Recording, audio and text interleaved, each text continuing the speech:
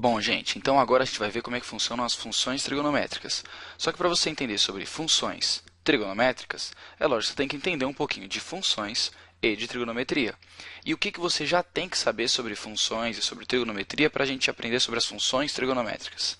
Bom, sobre funções, você tem que saber que as funções são relações entre números que normalmente são descritas por uma fórmula. Aqui eu tenho um exemplo de uma função bem simples, que é uma função linear. Como é que a gente usa essa fórmula? Normalmente a gente usa essa fórmula para entender qual é o valor que a função assume para um determinado x. Por exemplo, se o x vale 7, qual é o valor dessa função? Aí você calcula colocando 7 no lugar do x. 3 vezes 7 mais 5, que vai dar 21 mais 5, 26. Então, o valor da função para quando x tiver valor 7, o valor da função vai ser 26. É assim que a gente usa a fórmula da função. Isso a gente vai fazer nas funções trigonométricas. E o que você tem que saber sobre trigonometria? Bom, sobre trigonometria você tem que saber três coisas, basicamente. Você tem que saber o que é o ciclo trigonométrico. Lembra o que é o ciclo trigonométrico? Aquele círculo que tem o eixo do cosseno e o eixo do seno. Bom, você vai ter que saber mais ou menos como é que ele funciona. Como que você olha um ângulo do segundo quadrante, por exemplo, e relaciona com o ângulo do primeiro. Você vai ter que saber também como que a gente relaciona radianos com graus, que normalmente a gente usa uma regrinha de 3, né? Π radianos dá 180 graus e x radianos dá 60 graus. Aí você descobre quanto que é os 60 graus em radianos. Então, tem que saber fazer essa relação. E tem, lógico, que saber quais são o seno, cosseno e a tangente dos ângulos notáveis. O ângulo de 45 graus, de 30 graus e de 60 graus. Isso daqui tudo vai ser essencial para o que a gente vai fazer a partir de agora, tá bom? Como são, então, as funções trigonométricas? Bom, a função trigonométrica é uma função, como qualquer outra, só que na fórmula dela a gente tem um seno, ou um cosseno, ou uma tangente. E isso vai tornar as coisas, às vezes, um pouquinho mais complicadas. Mas, na essência, fica muito parecido. Por exemplo, se eu der um valor para você, um valor para x. Se eu der um valorzinho de x, por exemplo, igual a π sobre 3, que é os 60 graus, né? Como que você calcula o f de π sobre 3? É só você colocar π sobre 3 no lugar do x. Então, vai ficar 4 mais seno de π sobre 3. 4 mais... Quanto que é o seno de 60? Seno de 60 é a raiz de 3 sobre 2. Então, o valor da função f, quando x vale π sobre 3, é 4 mais raiz de 3 sobre 2. E parou aqui. Tá até para simplificar um pouco mais, mas vamos deixar por aqui. E o valor dessa função g, quando x vale... Vamos pensar um outro valor. Quando x vale π. Bom, quando x vale π, a gente vai ter que g de π é igual a menos 4 mais 2 vezes cosseno de 2π. Certo? Eu coloquei π no lugar do x. Então, o g de π vai ser igual a menos 4 mais 2 vezes... Quanto que é o cosseno de 2π? Temos que lembrar que 2π é uma volta completa. Então, o cosseno vale 1. E daí a gente vai ter que é menos 4 mais 2, que dá menos 2. Tudo bem? Então, quando ele te der um valor para você colocar no lugar de x, é só você ir lá e colocar no lugar do x.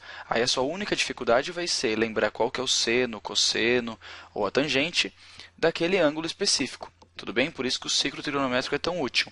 Você pode ter percebido que as funções trigonométricas elas têm mais ou menos essa cara. Ó. É um número mais algum outro número vezes seno, ou vezes cosseno, ou vezes tangente, e daí lá dentro do parênteses do seno, do cosseno da tangente, pode ter alguém multiplicando x e pode ter alguém somando também na operação. Nos exemplos que a gente usou agora há pouco, a gente tinha que era o a valendo 4, o b valendo 1, por isso que ele nem aparece.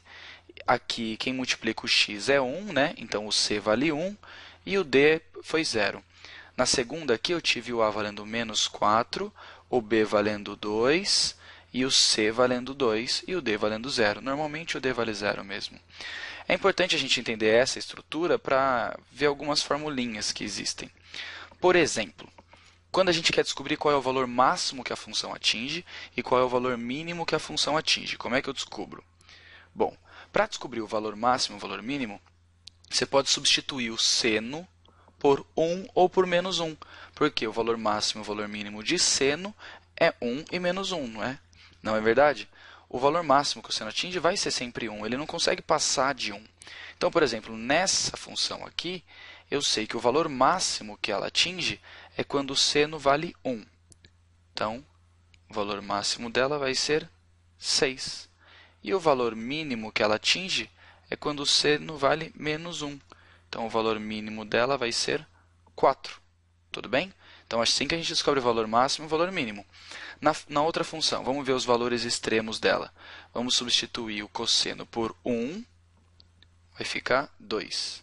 E vamos substituir o cosseno por menos 1. Vai ficar 3 menos menos 1, que é mais 1, vai ficar 4. Ou seja, para descobrir valores máximos e mínimos de uma função, substitui o seno ou o cosseno por 1 e depois por menos 1. Aí você descobre em qual intervalo que ela está se movendo, tudo bem? Que é o intervalo que a gente chama de imagem da função. Gravou isso? Vou falar mais uma vez.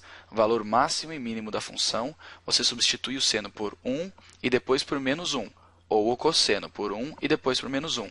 Não importa o que está dentro do parênteses. Você substitui todo o cosseno por 1 ou por menos 1. Tudo bem? Outra coisa importante da função trigonométrica é o fato dela ser periódica. E como é que a gente calcula qual é o período da função trigonométrica? É só você observar qual é o número que está multiplicando o x lá dentro do parênteses. Não importa se tem alguém somando, é o número que multiplica. E daí você vai usar a seguinte fórmula. P igual a 2π dividido pelo módulo do c. E o c é esse número que multiplica o x. Então, nesse caso aqui, o primeiro é 2π dividido por 1, que é 2π. Nesse segundo caso, é 2π dividido por 3. Então, dá 2π sobre 3 mesmo, não tem nem muito o que fazer. E nesse terceiro caso, é 2π dividido por 2. 2π dividido por 2 dá π. Tudo bem? O que é o período da função? É quando que ela começa a se repetir. Porque as funções trigonométricas elas ficam se repetindo. Os valores que a função vai assumir ficam repetindo com um certo período. Tudo bem? E esse período é o tempo que demora para a função começar a se repetir. Tá joia? O período dessa nossa primeira função então foi 2π, o da segunda 2π sobre 3 e o da terceira π. Lembre-se que na hora que você usa essa fórmula, 2π dividido pelo módulo de c, o módulo pega o valor e transforma em positivo. Nos 3 exemplos aqui, os valores já eram positivos, né? Então não fez diferença. Mas se fosse menos 3, por exemplo, ia passar a ser 3 na resposta. Tá?